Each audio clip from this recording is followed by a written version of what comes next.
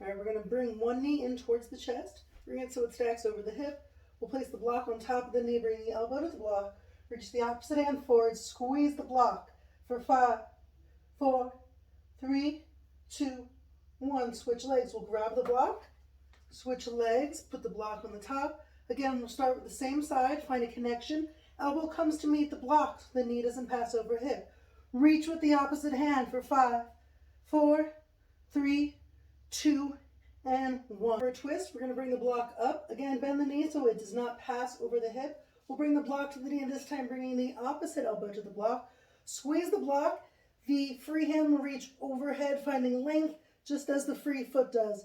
Squeeze in the center line for 5, 4, 3, 2, and 1. We'll switch. Grab the block, switch knees. Free foot extends. The block's going to come to the top of the knee.